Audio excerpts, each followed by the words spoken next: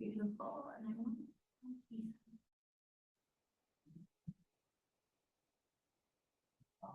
go with that. Good news is if you're not in the front row, you aren't going to be recorded. It'll just be me looking like I'm up here by myself talking to myself. Okay. I feel most of the time. Okay, so just as a high level of where we are, where we've come from, and where we are going to end this semester.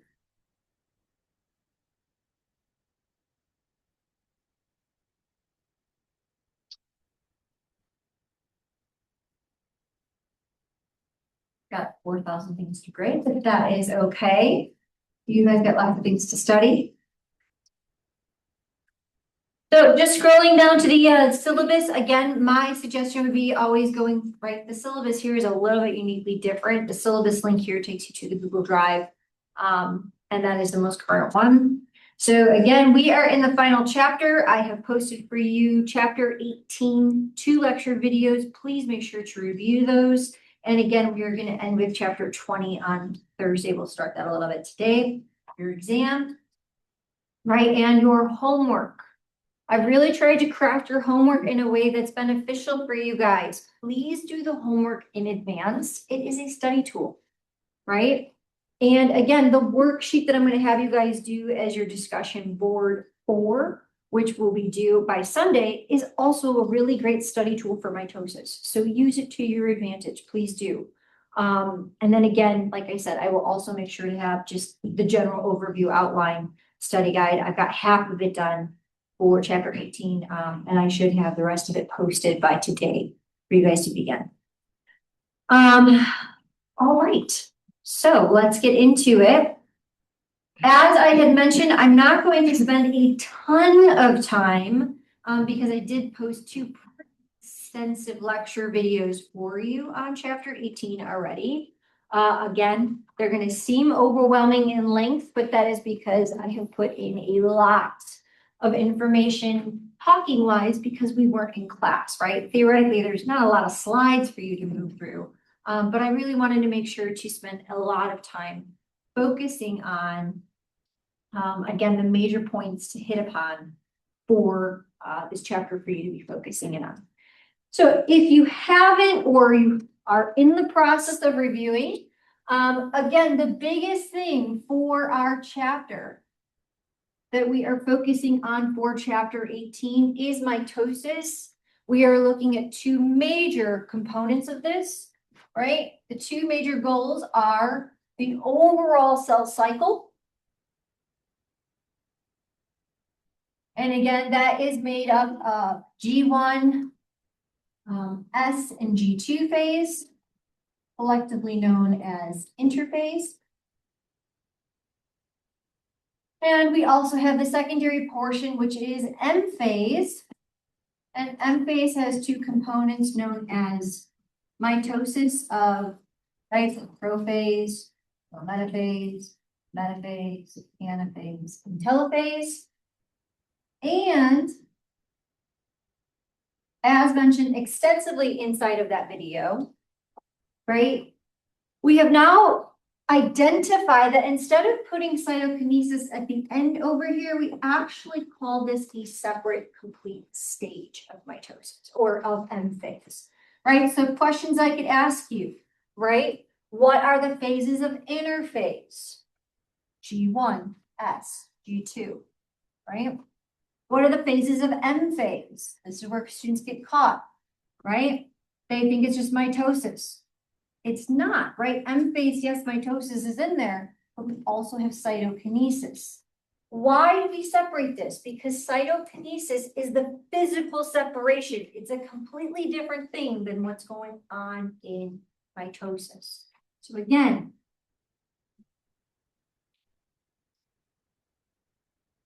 physical cell separation of the cytoplasm.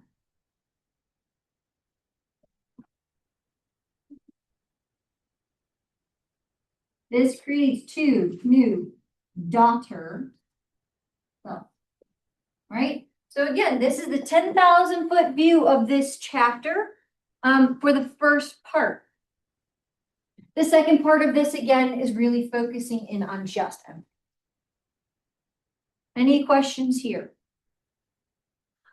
We probably are pretty confident with most of this, right? We remember these, we've looked at the onion, right, underneath the microscope slide in Bio 1. We looked at this in back in high school, right? So the second half of this, we're going to get through that pretty quickly as far as the phases are concerned. But I just quickly want to focus in on what do I really need to know, Dr. Varga, about this cell cycle phase as far as the different regulations. So again, quickly to go through this, I'm not going to spend a ton of time here. This is extensively covered in the lecture videos I've posted for you. Please review them. You will be liable for that information.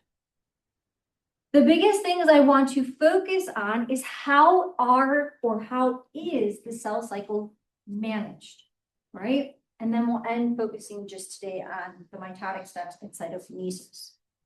So again, there's a regulation process throughout here. We have our control switches that tell us when to move through the different phases. So what would I ask you? I would ask you things based, again, on this slide, right? I have my interphase, or I have my cell cycle broken down into different phases. I have interphase broken down into different phases. And again, why would the cell have all of these different phases as a part of the sequence of the overall cell cycle? What do phases or steps allow me to do as a cell? What does it allow me to do? I guess I should say if things go wrong. We put it in the air and fix it. Yeah, I can stop. So again, things I would want you to know.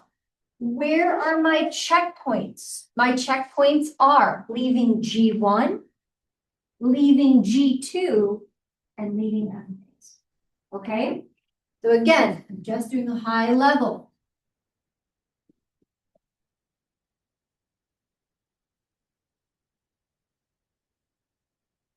And again, what would we want to know?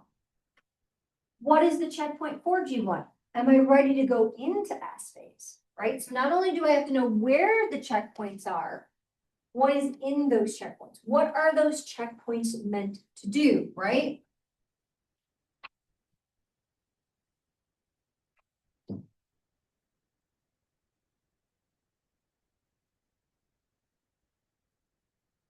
After G2, did I copy my DNA correct?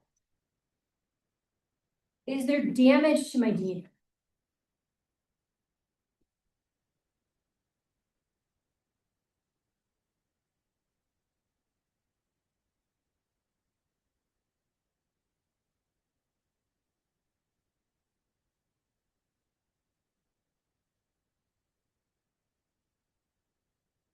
And then the third, right, is after I have pulled my chromosomes apart. So I'm kind of in the midpoint. We haven't talked about those phases yet, but really it's at anaphase when I am separating, right? Have I pulled apart my duplicated chromosomes?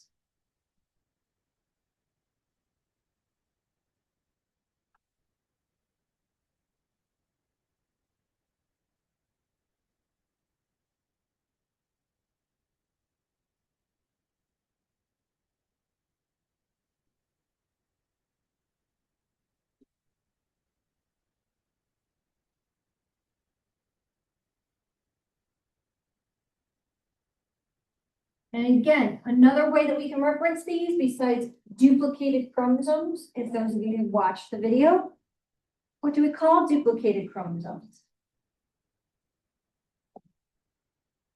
Right, so I have chromosome number 1, right, for mom and dad. I have to copy all of this to make sure there is a duplicate so that I can put it into 2 daughter cells, right? So I make a copy of chromosome number 1. This is not chromosome 1 and a copy. What do we call these? Sister chromatids. Very good. That is something we need to be aware of. And again, another way we sort of identify those, right? They look like this, sort of draw like an X.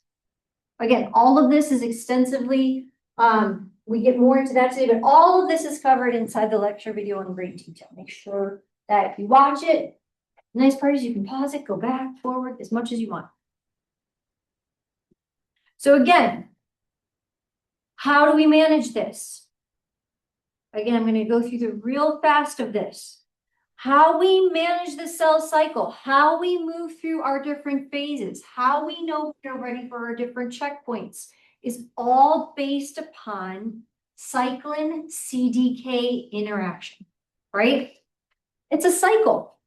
So the cycle itself depends on cycling things, right? We okay if I write here?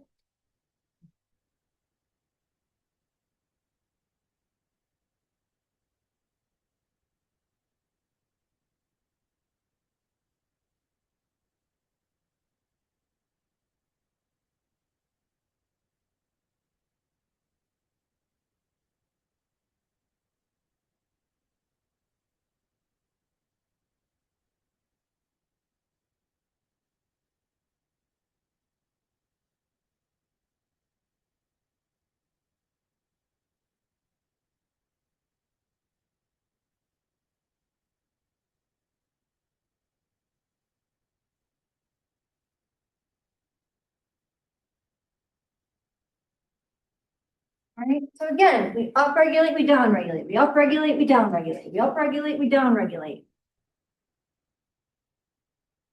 They're all dependent upon receiving the correct cues for when the cell is ready to do those things, right? So again, cyclin concentrations, we're going to talk about CDKs, we're going to talk about cyclins. They are regulated by transcription.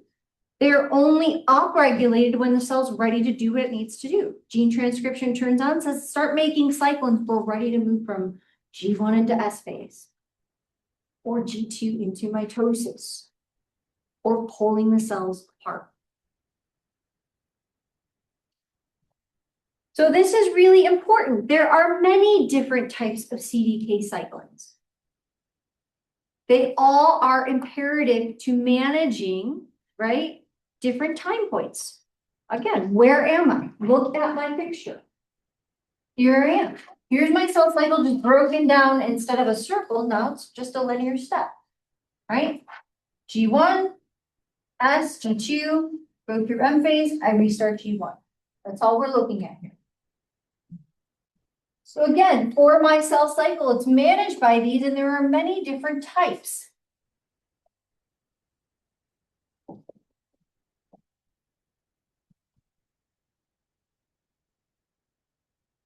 The most important part is they're tied to their individual cycle, right? For my females in the room, right, we know that we have different phases, luteal phase, right? And we know that estrogen, progesterone, those things are cycling differently in our bodies to gear us up for the release of an egg, right? For ovulation. So again, it's just the same process. The cell is going to gear up to release, or to make, I should say, cyclins to interact with the correct CDK to move it into the next phase. Okay, so again, usually these are tied to the cycle at a specific phase. And again, cells will produce certain cyclin CDK interactions based on the phase. Now, just like everything else, we also have things to regulate when we need to break it down or when things don't go correctly, right? So how do we manage them?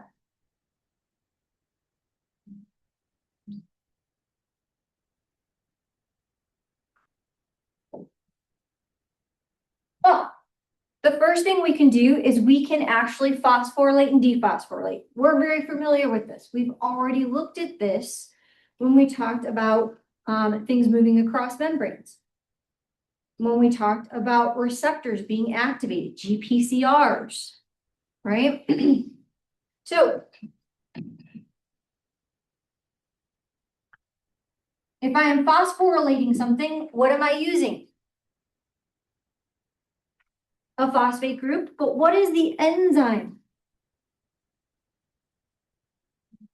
A protein kinase, a kinase, it's always going to phosphorylate.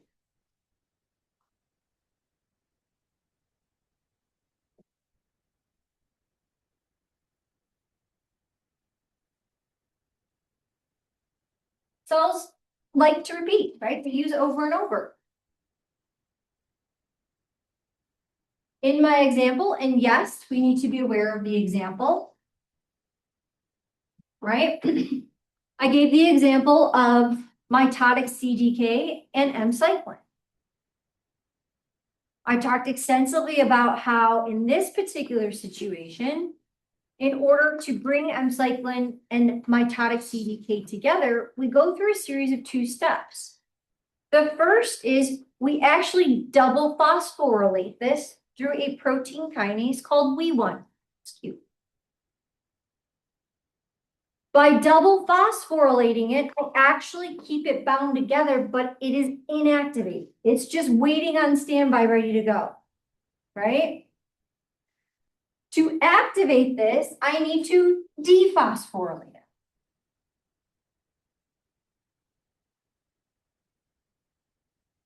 What do I use in the case of needing to dephosphorylate things?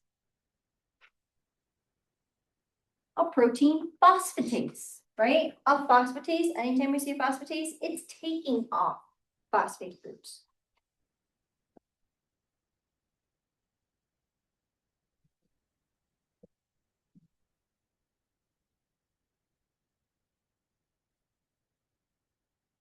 So again, the example you'll need to be prepared to discuss if I do ask for this. One is, how do I manage CDK cyclins, right? Which of the following is a way to possibly manage?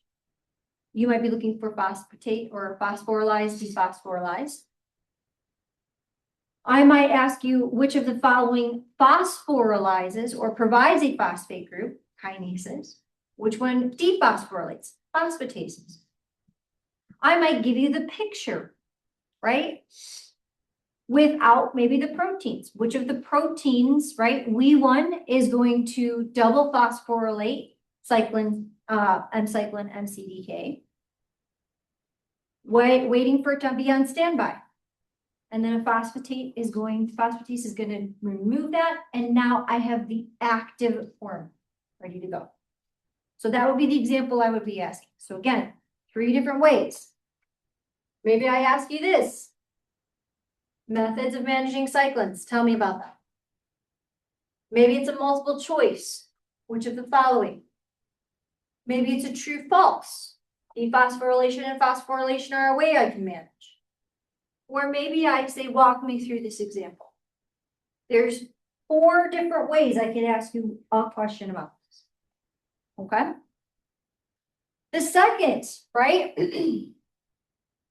way that I can manage cyclins is I can provide ubiquitation.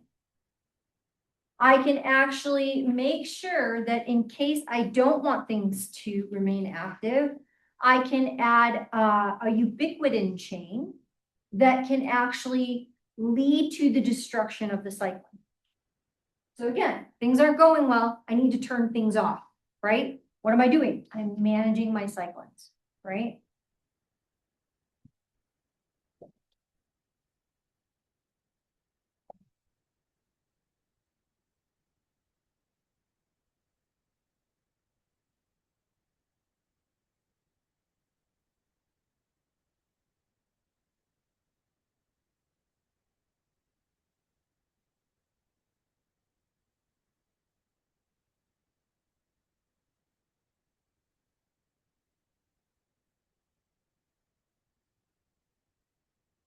Right? Maybe I'm going to add this chain, I'm going to break it down.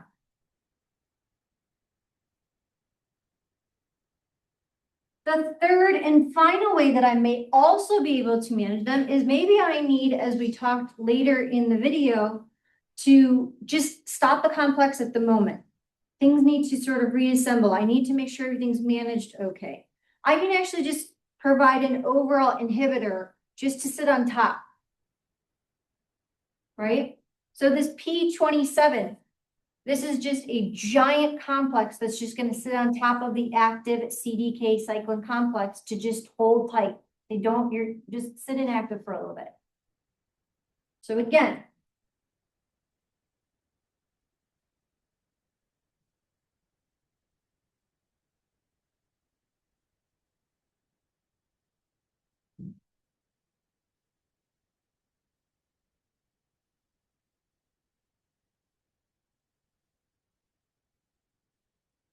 I'll read this in a second. I don't know why I always end way down here. So initiation of large complexes. I can inhibit or hold my active CDK cyclin interaction.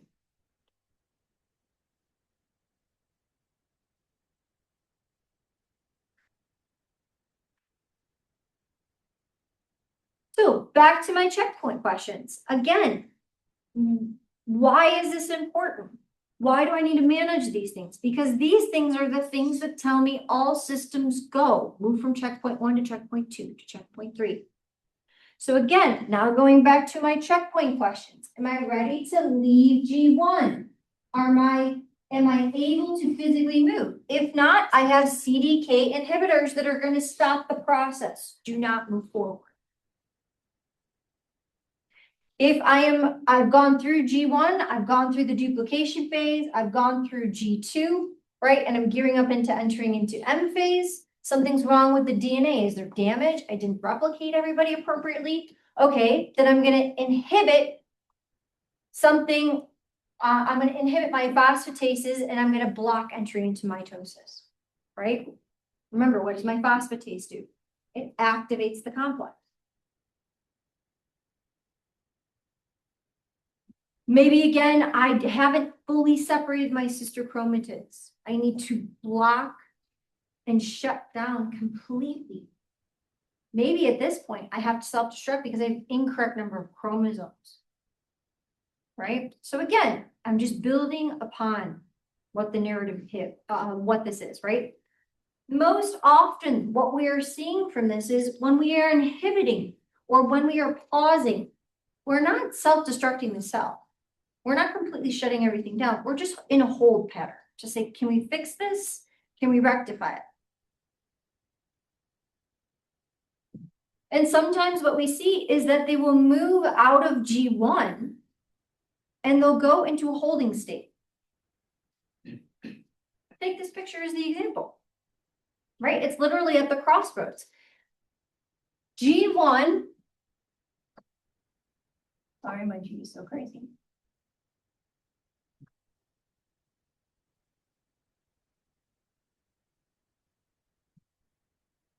This is the cell just doing its job. I'm a heart cell. I'm doing my heart thing, right? It's growing, it's, obtaining energy, it's acquiring energy, it's using energy, it's making protein production, it's doing the things it needs to do to be a heart cell. Again, look at the length of that phase. It's the longest of all of the phases of the cell cycle because we need the heart cell to do its job. But as we're leaving G1, really, this is when the cell's gearing up. Am I ready to go? Right?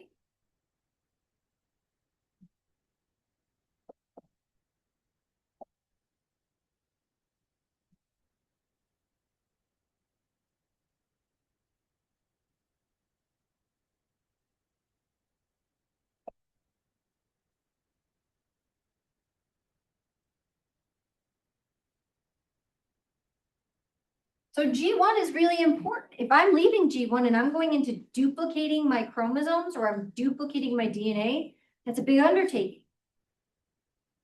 So leaving G1 is incredibly important for the cell. This is a big checkpoint.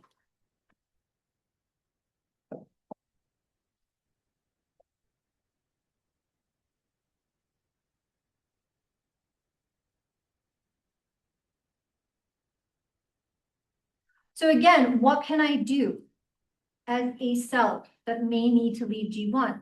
Well, I've got some different options. Can I, first and foremost, can I go forward into S phase? If so, okay, I've received the correct cues. I'm going to move forward. I'm going to talk about that in just a second. Do I need to pause at this moment and reassess? Maybe.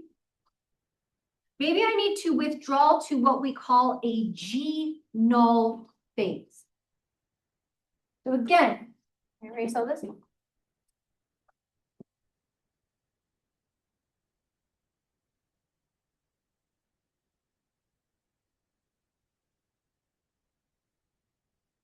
Again, from G1, right? All systems are go, I'm going to go into S phase, and that's the normal path.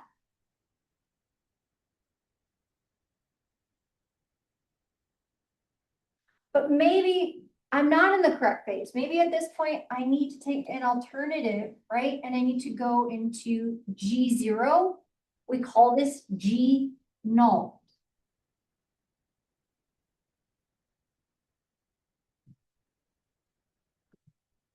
And again, notice what my little picture says.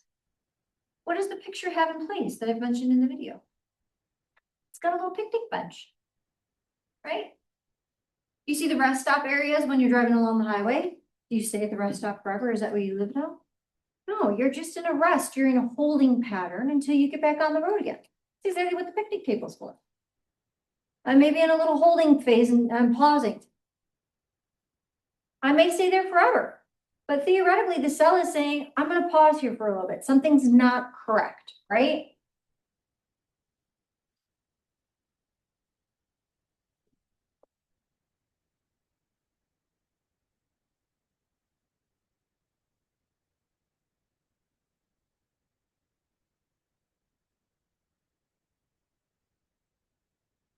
Why do they put null? Like, what's the definition? So null is when there is, like, if you have a null outcome. We don't say that there's nothing there theoretically, right? The actual presence of nothing is still something, because if you're doing an experiment and you're saying, I think this will be the outcome, but you get the opposite, we would say the experimental outcome is null, meaning it didn't prove to be valid, right? So the cell still is existing at this stage. It's just not doing anything. Does that make sense? Great question.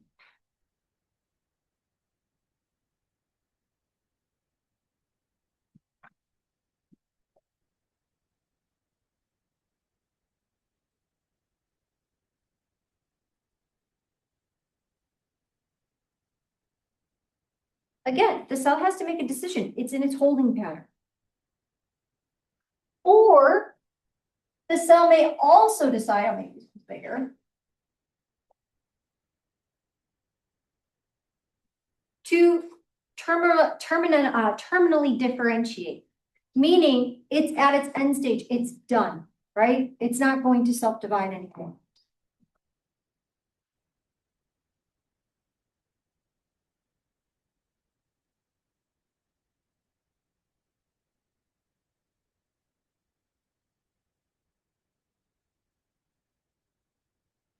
Again, for a lot of reasons. And again, we're going to talk about this when we get into cancer. I don't want you to divide anymore. I want you to be terminally differentiated into nothing evermore. You're done. So this is really important. What helps us to decide then how we do proceed? Well, in the second point there, we have these things called mitogens. Mitogens are going to help us to produce the correct cyclin through transcription to say, it's time to start upregulating cyclins. We're ready to go. I don't know why this looks like that. Okay. I don't know what happened there. Sorry.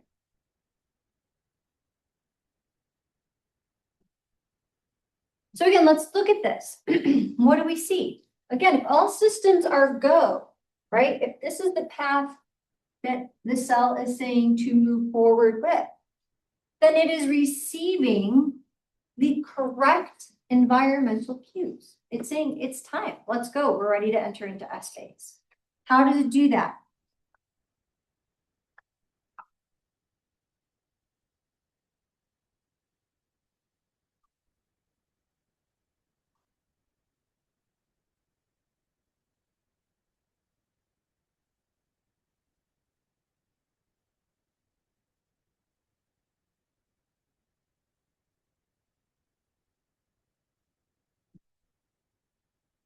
Again, these mitogens, just as it looks like, right? We just left cell signaling.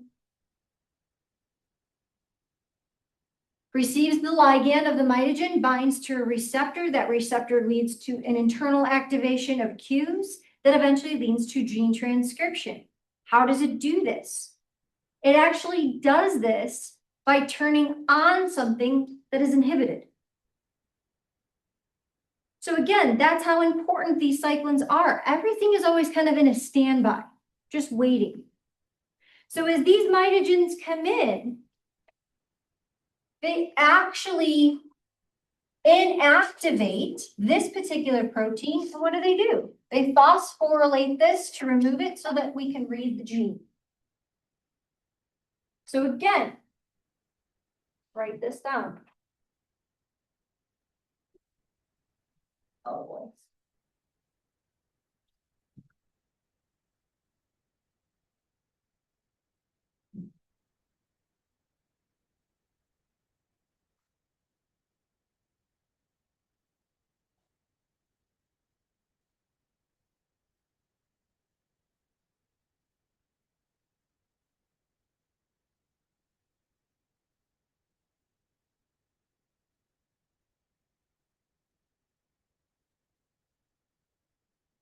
How do they do this? Again, what do? They phosphorylate the RB protein.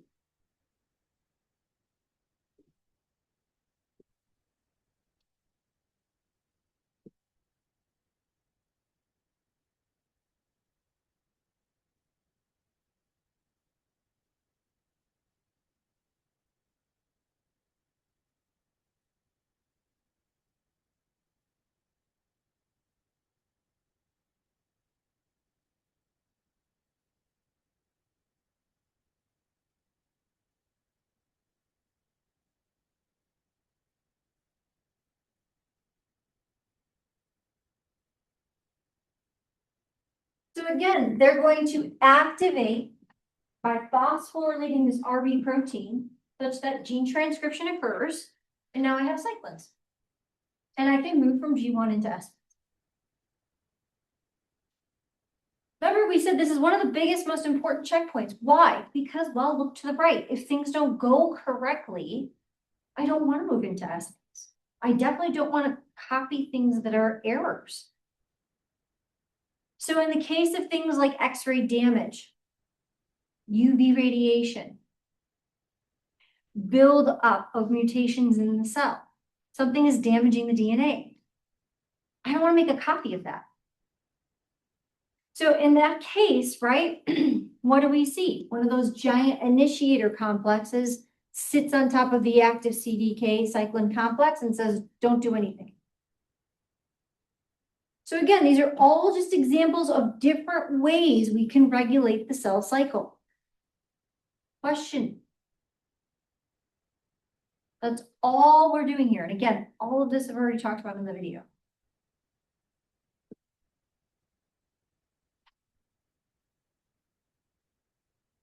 So as mentioned, again,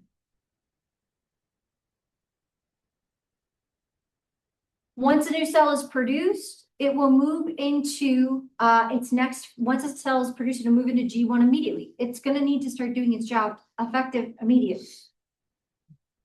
Again, we've already said that cells can delay division for prolonged periods of time by entering into these non-dividing states.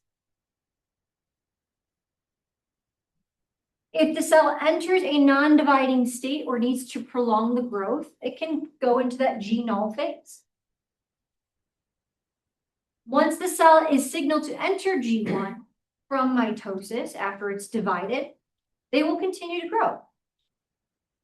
And again, as long as they receive the correct external cues, the correct mitogens, everything goes off without a hitch, they'll move into the next phase. Again, it's going to depend on the cell type, true, false. Everybody moves from G1 into S phase at the same rate. False. Stomach cells are going to be replaced every 2 to 9 days versus something like the red blood cell is replaced every 4 months. They're going through very different rates of cell division, right? So again, that makes sense. Everything we've looked at is cell type dependent. All of this is cell type dependent.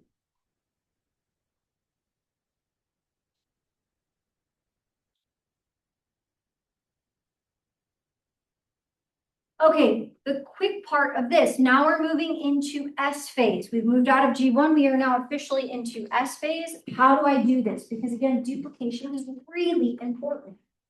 I need to make sure I copy everybody correctly.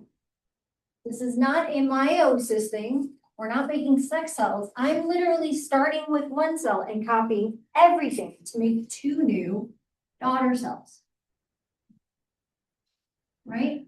So all of my DNA, oh my God, that's terrible. Right? Needs to be halved or duplicated and made and put into my new two cells, right?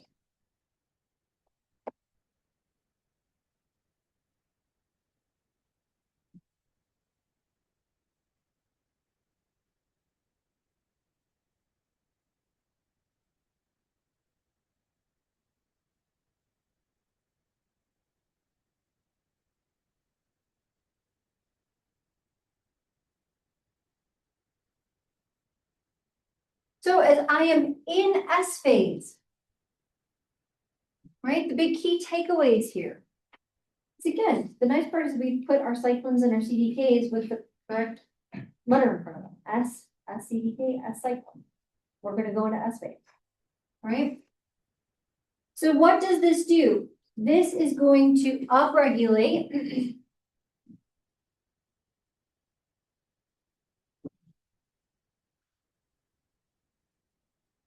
this is going to start to upregulate and initiate.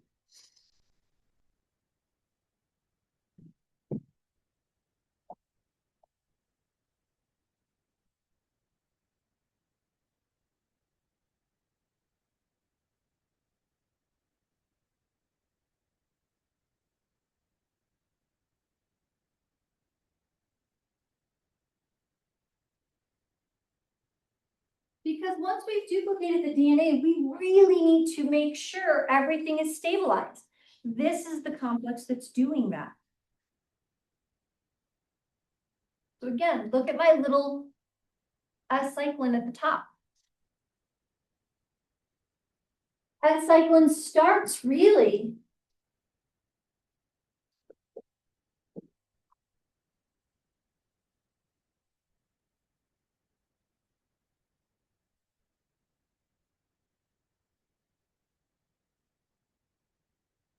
at the end of G1. Starts to receive the extra, right again, if all things are good, I'm gonna start upregulating my S cyclin.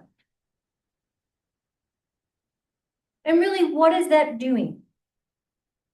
Once the cell sees that S cyclin is starting to increase inside of the cell, it says, oh, we must be gearing up to do duplication of all of our DNA. Once this starts to increase, this tells the cell to begin making DNA helicase. This is really important for unwinding the DNA so that it can be copied. Oh, boy.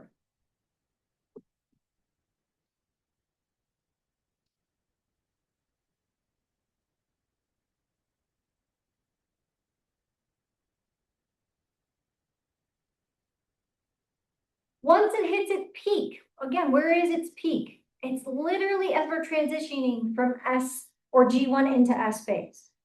So right as the start of S phase begins, helicase unwinds and we start copying the DNA. Once we are in S phase, that is all we are doing is copying the DNA. That's it, right?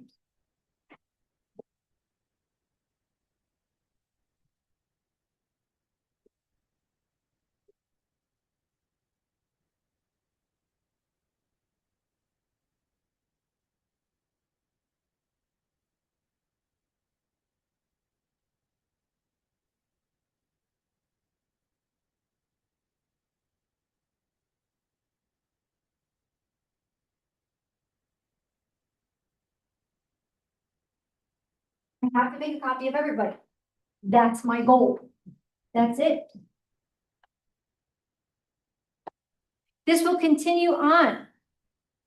Even after we've made and completed and duplicated everybody, my S-cyclin and CDK complex is still gonna make sure everybody's humming along and everything is checking out okay until the end of G2. It'll make its edits, it'll do what it needs to do. Again, it's my final checkpoint before I enter into M phase.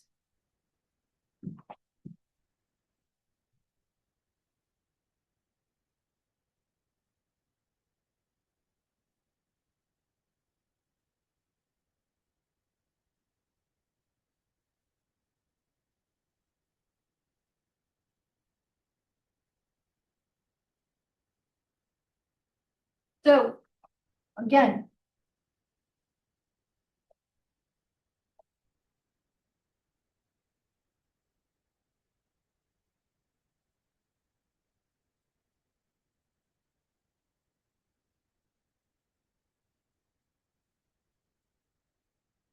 I'm increasing my S-cyclins, right? So right as I start to do M phase, and then I stop. Because what begins to take over? My M-cyclin CDKs, because it's ready to go into M phase. Right? When do I start to see the upregulation of my M-cyclin? Really at the start of G2. Right?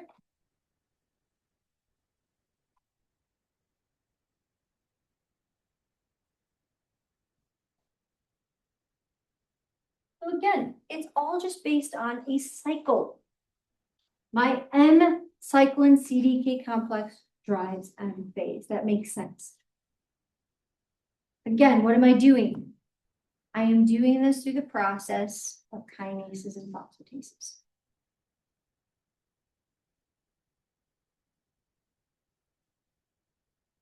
Okay, so now we're entering into M phase. This is where I think one of the last slides before I picked up. So again, now we're going back to very similar terminology you're very familiar with. Again, high school biology, Bio 1. We're going back to now the machinery that's important to pull things apart. So now we're entering into M phase, and now we need to make sure everybody is duplicated, attached, and ready to be pulled apart. So while all this is going on in the cell cycle, the cyclin, the CDK complexes, we're also upregulating transcription for things that are going to hold my sister chromatids together to be pulled apart appropriately. So again, these are accessory proteins that make sure that everything goes off without a hitch. My cohesions and condensins, they are exactly what they sound like. Cohesive, I am bringing things together. Condensing, I am bringing them shortened. Why? Because the DNA is really long. I wouldn't tell you to move the whole library one book at a time. That would take forever. What are you going to do? You're going to hire a packing crew. They're going to take the whole section of mathematics and they're going to put it into a box of mathematic books so that when you start the new library, you can put them on the shelves, right? Cohesions are my boxes. Condenses are putting them all together in the same box. What else do I need? I need something to pull them apart. My mitotic spindles and my contractile rings. So again, these are things that are going to attach appropriately, pull apart, and pull them to the opposite poles of the new two forming daughter cells. Again, this should feel very familiar from general bio and high school biology. Again, just remembering, what am I doing? I'm taking all of my chromosomes, right? Whatever chromosome X is, numbers 1 through 22, and then my X and Y, right? I also have to duplicate my sex chromosomes. So again, this is a chromosome. And in this case of mitosis, this contains everything. If I'm looking at chromosome number 1, right? This is chromosome 1 information for mom and dad. This is everything all at once.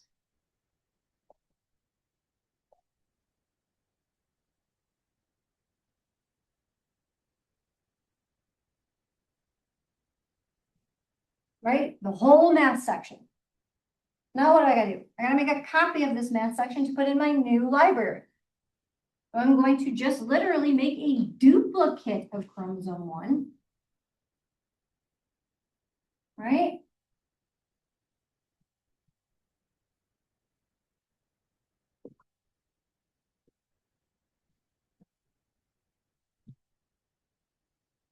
It's just a copy.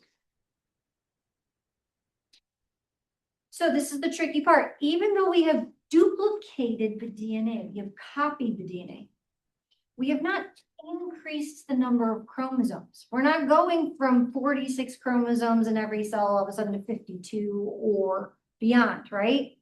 We're literally just making copies so that we have enough to pull apart to make 2 new copies. That's it. That's all we're doing. So again, this is different than meiosis. So just put meiosis way out of your head right now. All we're doing here is literally making a copy and attaching it together. And we call these copies sister chromatids.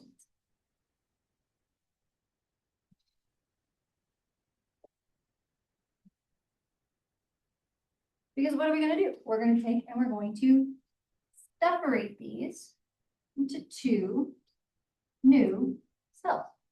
That's the goal. How do we do that? By holding them together until we're ready to pull them apart and condensing all that DNA down. How are we going to do that? We're going to attach some tension wires and we're going to pull them to poles. So here we go. These are the phases. You guys know this. You guys have heard this. We just talked about interphase. We just talked about, right, the part where the cell is doing its thing as a cell. G1, S, G2. This is where the cell is going to spend about 90% of its time doing cell things. It's going to spend a very small amount of time in mitosis, in M phase. And again, breaking M phase up, it's mitosis and cytokinesis. What is mitosis made up of? Prophase, prometaphase, interphase, or metaphase, anaphase, and telophase. That is mitosis, and then M phase, or cytokinesis. But what else is going on in the background? Again, I'm making my accessory proteins. I'm making some microtubules. I'm making some centrosomes. Now let's start adding in, where does that machinery go for this? Right?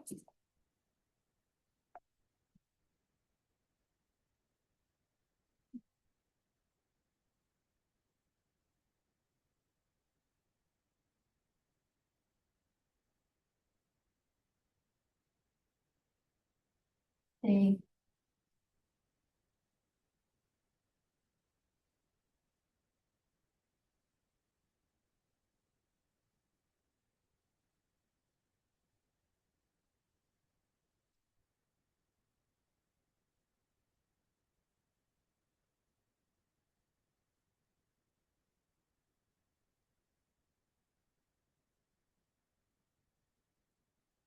Again, what is that?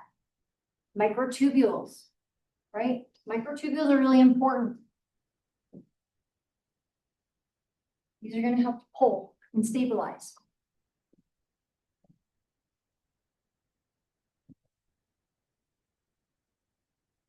What else am I making? I'm making my centrosomes. My centrosomes are going to become the pole caps of the 2 new cells.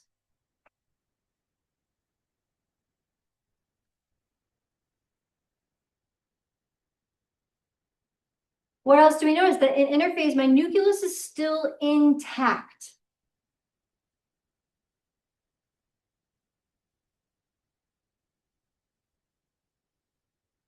Because when I'm ready to enter in this and only this is the last big thing the cell has to do is it's entering into M phase. It's gotta prepare to break down the nucleus so that things can move apart, right?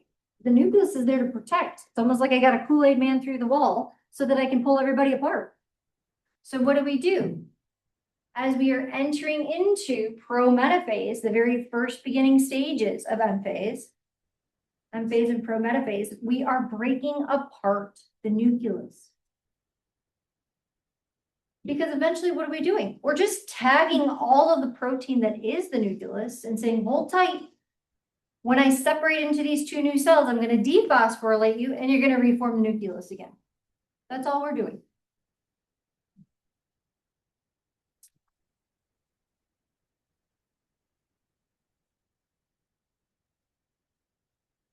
So my centrosomes eventually create these things called asters. And asters are what are going to connect to the microtubules, which are the mitotic spindles, our stabilizers. And those are going to attach to the kinetochores. It's just like Legos. We're just snapping things together so that everybody's snapped in, right? So again, look at my picture. There's my sister chromatids. I've got my mitotic spindles. I've got my asters that are located in my centrosomes. And I'm going to attach to the kinetochores, again, located at the centromeres. I'm just going to use different colors for the same picture. Right? First, we have the centromeres.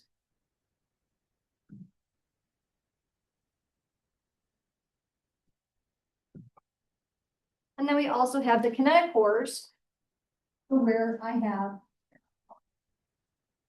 no, just being because it's not that different.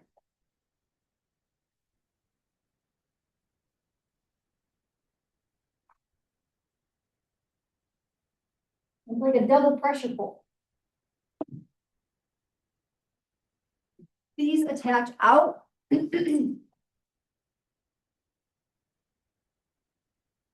Right? Those are my spindles.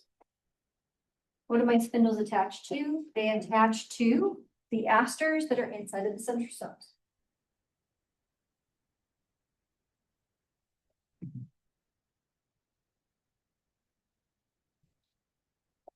I should use a different color, but we'll go back to red.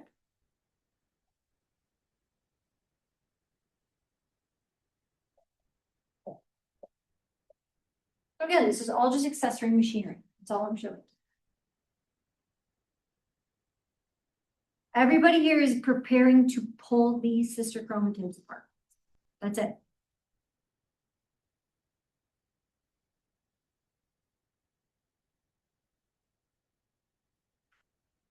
This is a very interesting and dynamic thing. It constantly is changing. It's not universal in the way that it does this. So notice my thing. The way that my microtubules are going to attach and grow here is very random. Very, very random. There's no generalized organization to this in the sense that it is growing out in random directions from the two centrosomes. It's trying to sense and reach towards, right, those kinetochores. It's trying to find and make sure it attaches so that it can pull and start to stabilize so that when anaphase comes, I can pull them back, right? So the free plus ends, literally, we've marked them as little pluses, are dynamic. Dynamic means it's always in flux. There's no just like it's one after the other. It's kind of like it's sensing and retracting and sensing and retracting. It's sort of feeling its way around to determine where it needs to go. So the free plus ends are dynamically unstable and switch to uniform growth to shrinkage. They're just sensing in their environment. Right? Have you ever gone up to like a slug or something that's on the sidewalk and you push it and it kind of retracts away? It's sensing, right? Something's not right. I'm retracting. That's exactly what's happening. So out of my centrosomes start to come, but it's pushing and pulling, right? When two microtubules from opposite centrosomes start to interact and they overlap with each other, now it says, okay, let's bring in the motor proteins because we're ready to make the stabilization point, right?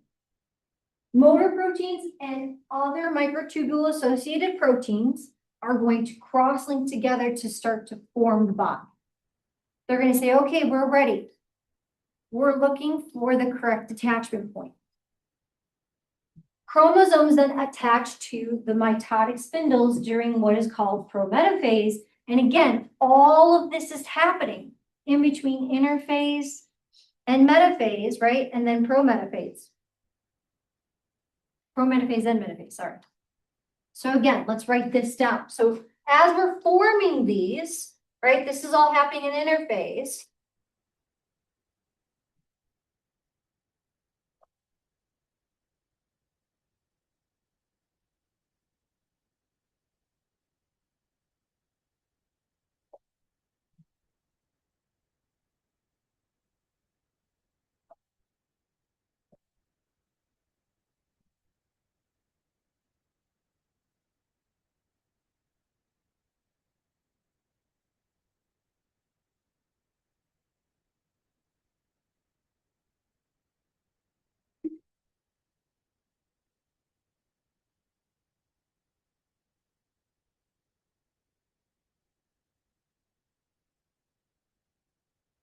Again, mitotic spindles begin to attach to the chromosomes at the end of the prometaphase.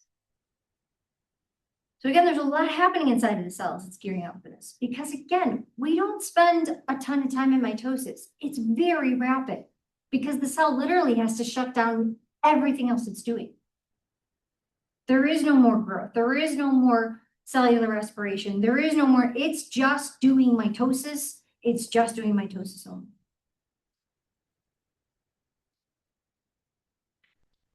So from here on out, this is the basics of the phases. This is all I would want you to know, right?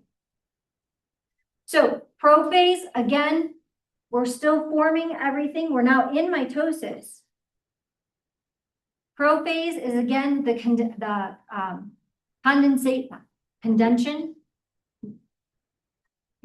down. I could use my words. And again, getting our centrosomes to move to the opposite poles.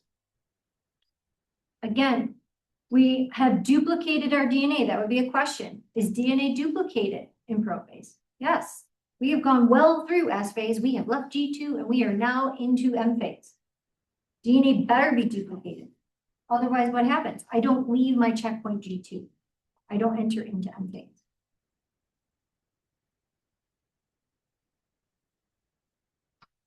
Prometaphase. I now have my poles, my dynamic equilibrium. I've attached to my sister chromatids. I have overlapped. I'm starting to get everybody to line up. I'm starting to push and pull my sister chromatids, right? I've got my mitotic spindles attached to either side. They've overlapped. I'm now attached to both of my sister chromatids, and I'm starting to shove my sister chromatids to the midpoint of the cell, right? But again, at this point, I've attached my mitotic spindles. Each one of these has a mitotic spindle attached, ready to go. And now that mitotic spindle is still dynamically growing, so it's pushing my sister chromatids. Easiest one to remember, meta, middle. Everybody lines up on the midpoint. All of my sister chromatids are going to line up at the midpoint. Everybody's attached. What else do we see? We see that my centrosomes have now moved to opposite poles officially. I'm starting to really have some stabilization. My sister chromatids at this point. Again, another question. True, false. Sister chromatids are still attached at metaphase. True. I haven't pulled anybody apart yet. Meta, middle. Ana, A, without, separated. Now, anaphase, I have separated my sister chromatids.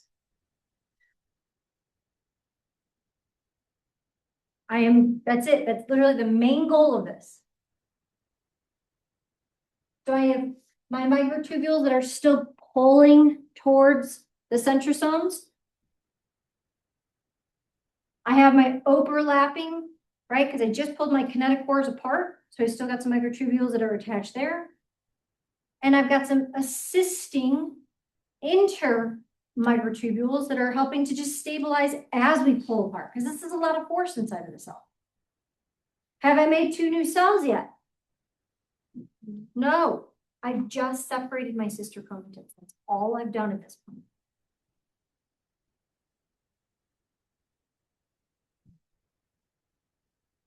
So what helps this? Proteolysis. Proteolysis is enzymatic cleavage of the proteins into amino acids. This is physically what triggers the response. So again, proteolysis is what triggers anaphase to occur.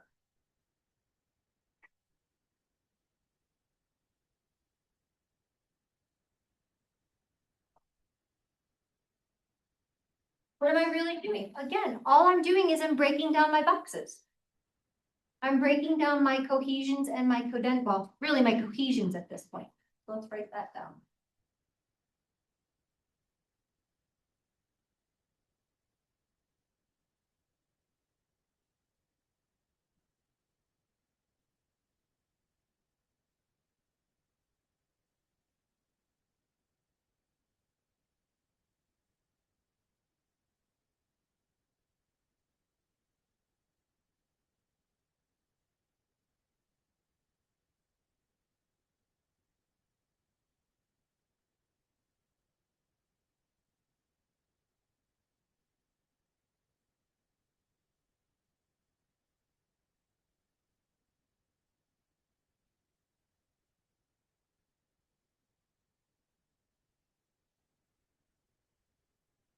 Again, remember my cohesions were my box. They were kind of holding everybody together. What am I doing? I'm basically inactivating.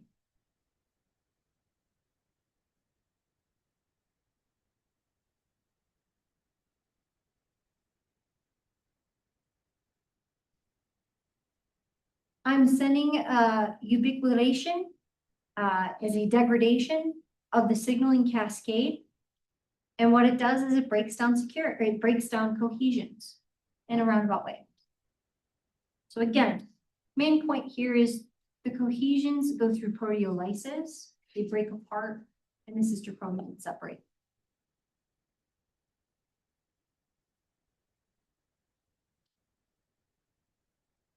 Telophase.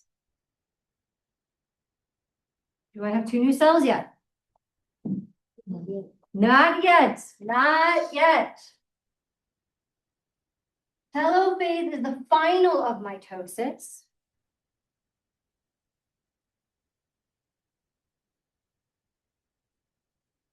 And it looks like we've almost got two new cells, right? But it just kind of looks like an 8. And what do we see? We see that my sister chromatids have now pulled apart and they're starting to move into what is eventually going to be cleaved into two new cells. So I've doubled my cytoplasm at this point. I have pulled my sister chromatids into what is now eventually going to become my two new cells. And what else do we see? I haven't separated yet, but what is starting to assist in the process of being able to set up for separation?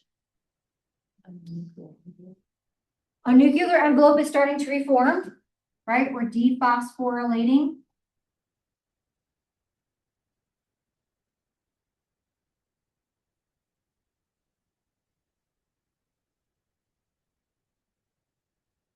What else?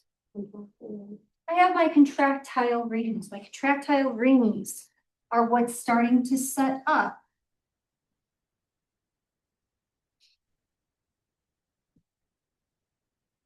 The final phase of end phase, right? And it is not mitosis, cytoplasm, kinesis, breakage, new.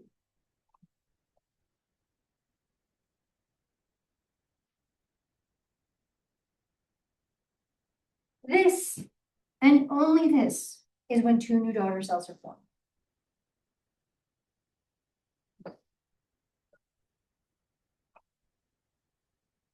What else do we notice? I now have a nucleus again. I am starting to decondense. I'm taking my books out of the boxes. I'm putting them on the shelves. Cytoplasm, new. New cytoplasm, new cells. Nucleus is reformed. DNA begins to decondense.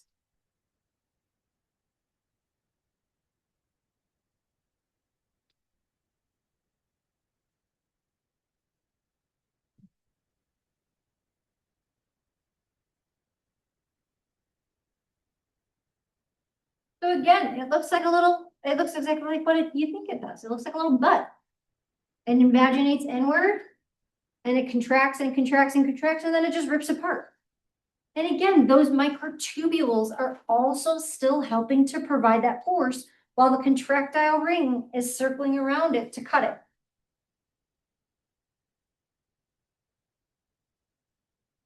For plants, we form a whole new cell wall. And again, cell walls are really important for plants because they help to stabilize the plant as it grows up. They don't have bones, they don't have skeleton, right, to attach to. So what do they use? How do you know when a plant needs water? What does it do? It wilts. Why is it doing that? It's because the water is not, there's not enough water to hold the cell walls up anymore. So the cell folds in, right? As soon as you give it water, it fills up with turgor pressure and it brings the plant back upright. We do not have cell walls. Absolutely a question I can ask you. Plants have cell walls. So again, after cytokinesis for plants, new cell walls are formed. And again, that helps to maintain the structure.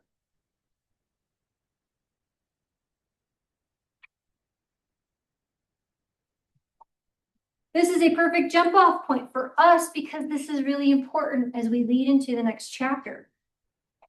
As you are growing in utero, as all things are growing in utero, there is constantly this changing of cells. Yes, there's rapid division, but then there's also parts where we have to take things away. We have to say we don't need those cells in those particular places. Perfect example, hands, appendages. So apoptosis, lysing, degradation of cells, cell death, programmed cell death is what apoptosis is, right?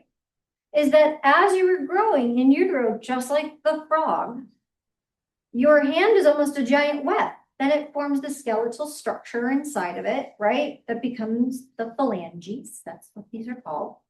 And again, once that happens, we have to remove the webbing. So we have to kill all of the cells that are inside of here so that you can form an appendage that can open and close.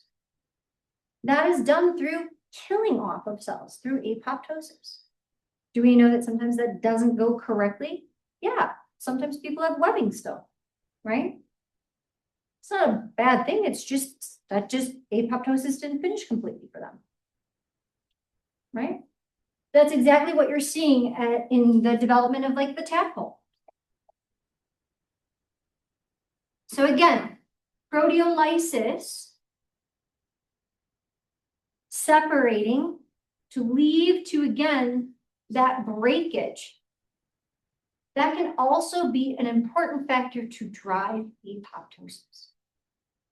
Because again, sometimes I don't need all the cells. I just need them to stabilize and support as growth is happening, and then I need to remove them. So again, proteolysis can separate my sister chromatids, but proteolysis also says, really, what is proteolysis? It's protein breakdown. That's all it's doing.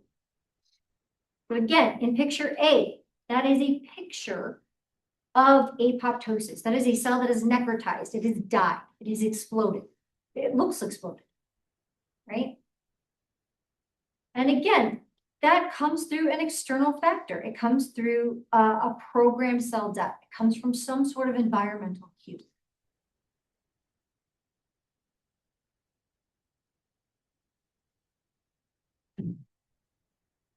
Remember that if we block apoptosis, we can also signal for growth to occur. Sometimes I don't want cells programmed to cell death. There are disease states that can have this. I don't want to kill off important, beautiful neurons or things that should be there. So I can introduce things that can block apoptosis, right? So again, growth factor, right? Through again, a series of interactions of intracellular signaling cascades, can lead to the activation of a protein called TOR. I can activate TOR, which can lead to the inhibition of protein degradation and promote cell growth. Or it can help to stimulate protein synthesis, which can also lead. So again, depending on what I need the cell to do, there's lots of things that I could block. So again, just like the question you just had to answer for your discussion board, think where you could integrate into this pathway to prevent a disease state. Right? So if I introduced a disease that says this particular disease promotes apoptosis, we want the neurons to live, I would give you a cascade very similar to what I did in the discussion board and say, where could you intervene, right, to promote cell growth? So again, all I'm trying to show you is there's a push and pull. Sometimes I need to kill things off, sometimes I need to promote. It depends on the state. I would have to give you enough information to know which one you are working. You wouldn't just have to like guess. I have to give you enough information. Okay, I know we are running up against the time. I'm just going to briefly introduce chapter 20. There's only 20 slides in the next chapter. It's not very long at all, but I just want to give a quick introduction to it in the last 10 minutes that we have. And then we'll pick up and end with chapter 20 next time. And again, I will also record this one as well.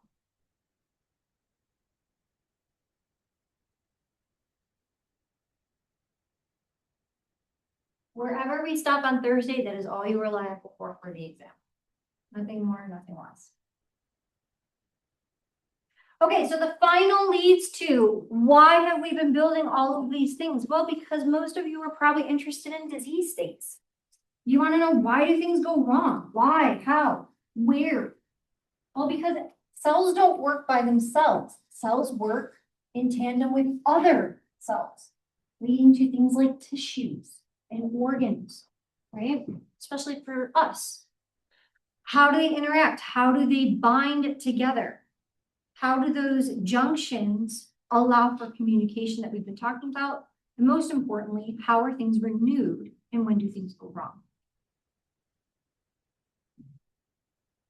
So for most of our tissues, we are constantly replenishing them through a series of cell replacement.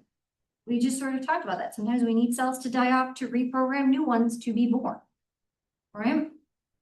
And so again, how we look at that is dependent upon the cells that are within inside of the connective tissue layers and how those cells are each regenerating with inside of those layers. What do we know about skin? Is skin regenerative? I hope so, right? I've been dealing with a very nasty burn that's been slowly healing. It's going to probably leave a kind of a nasty little scar there. But I mean, it's taken almost 2 months for this to heal at this point, right? Depending on how deep you go, right? You may go all the way down to a layer that you're getting to the blood supply, the nervous supply, the bone, right? So depending on where you are is going to depend on how well that connective tissue, those external structures, and that matrix can regenerate. So for connective tissues, typically what we're looking at is now the extra. We've been focusing on a lot of the intracellular matrix or the intracellular components. Now we want to know, how do things bind together and hold things together, like in tissues, right? So a big one is collagen. How many of us have heard of collagen before? Collagen is really important. It's a very flexible and robust structure that allows for flexibility, right? It provides the tensile strength inside of your skin to be flexible, and it allows for things like your body to move around, even though your muscles are attached to your bones, right? How these are held together is through a series of matrices and through, again, things called integrins. We're going to look at those. That are part of the cytoskeleton that attach inside the cell and then hang out above the cell to connect to the next neighboring cell to make a tissue, right? Around collagen, we also have gels of sugars, polysaccharides, and proteins that fill in the space that help to resist compression. That's why you can push on your skin, even the very thin skin that's next to your bones, and you still get a little flex, you still get a little give. What do we know as you age? What happens to your collagen, your polysaccharides, the protein? Say it again? Yeah, right? You start to lose fat. You start to lose the collagen production. I mean, good, bad, or ugly, now you can just go get more put in if you really want to, right? This is the thing filler. This is the stuff that women get put in and men get put into their faces to provide the sort of replacement of that, right? Because as we age, the fat starts to lose and we start to get that sort of hollowed look. Some people don't like that. So they start to get stuff put in, replenish, and plump things back up again, right? It can also go terribly wrong in the other direction where you can have an overproduction of collagen and it can become extremely elastic, as in the picture of the gentleman here, right? Incorrect collagen production can cause skin to become hyper extensible, right? Just sort of like hyper mobility, where people can actually be double jointed and their joints and things kind of hyper extend. Same thing with their skin. They actually have an over amount. It doesn't attach appropriately to under sheathing, and it actually can be full. Again, good, bad, or ugly. These are the different variations of when things can go right or wrong. See where we are. Okay, let's call it there. I know it was a lot of information. Again, this is recorded. I will make sure to post this for you. We'll finish chapter 20 on Thursday. Discussion board will be posted today. Work on chapter 18, homework. I will also get a study guide out for you. I will also be posting a little bit of an extra credit opportunity. Be on the lookout for all of these things. Okay, have a great day, guys. You're down the home stretch. You can do it.